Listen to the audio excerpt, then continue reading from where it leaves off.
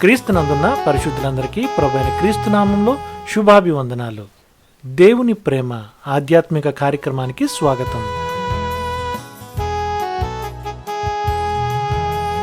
అది ఇచ్చట నుండి నా మాట వినును. నీవు బయలు అని నన్ను పిలువక నా పురుషుడవు అని పిలుతువు. ఇదే యెహోవా వాక్కు. అది ఇక మీదట బయలుదేవతల పేళ్లను జ్ఞాపకమునకు తెచ్చుకొనకుండాను అవి దాని నోట రాకుండాను నేను చేసేదను. హోషేయ 2వ అధ్యాయం 16-17 వచనములు. ఆ రోజు వచ్చేసింది. మన దేవుణ్ణి మనం ఏమాత్రం ఒక విగ్రహంలా గాని కఠినాత్ముడై బలిష్ఠుడైన ఒక యజమానిగా కాని చూడం. కారణం, మనం కృప క్రిందే ఉన్నాం కాని ఏమాత్రం ధర్మశాస్త్రపు కాడి క్రింద లేము. ఇప్పుడు మన దేవుడైన యెహోవా గూర్చి ప్రభువుగాను భారం భరించే ప్రియమైన భర్తగాను మనలను ప్రేమతో చూచుకునే యజమానిగాను పవిత్ర అనుబంధంలో మన సమీప బంధువుగాను ఆలోచిస్తాం. ఆయన ఎడల మనం చూపాల్సిన భయభక్తులను ఏమాత్రం తగ్గించంగాని అధికంగా ప్రేమిస్తాం.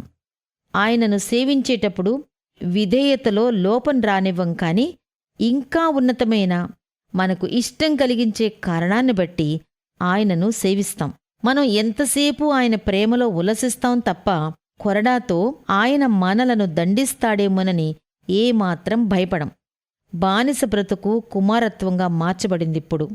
కఠినమైన బాధ్యతలు ఆనందకరమైన ఉల్లాసకరమైన ఆటపాటల్లా మారిపోయాయి. ఇది చదువుతున్నా లేక వింటున్నా నీ ఆత్మీయ అనుభవం ఇలాగే ఉందా? ఆయన కృప నీలోని బానిసత్వపు భయాన్ని వెళ్ళగొట్టి ఆ స్థానంలో తండ్రి ప్రేమను లోతుగా నాటిందా? ఇలాంటి అనుభవాన్ని పొందిన వారంతా ఎంతో సంతోషంగా ఉన్నారు. ఇప్పుడు మనం విశ్రాంతి దినాన్ని బహు సంతోషకరమైన దినంగా ఎంచి ఆరాధనా సమయంలో ఏమాత్రం విసుగు చెందం. ప్రార్థన అనేది గొప్ప భాగ్యంగాను, నిలబడి స్తుతిగీతాలు పాడే సమయం వారాంతపు సెలవులు గడుపుతున్నట్టుగాను భావిస్తాం. ఆయనకు అన్ని విషయాలలో లోబడి విధేయత చూపటంలోనే పరలోక సంతోషాన్ని అనుభవిస్తాం. దేవుని పని కొరకు మన సమయాన్ని, సొమ్మును, తలాంతులను ఖర్చు చేసినప్పుడెల్లా గొప్ప విందు భోజనంలో కూర్చున్నంతగా ఆనందిస్తాం. ఆ విధంగా మన జీవితంలో సమస్తం నూతనపరచబడ్డాయి. మన నోరు పాటలతోనూ మన హృదయం సంగీతంతోనూ నింపబడింది.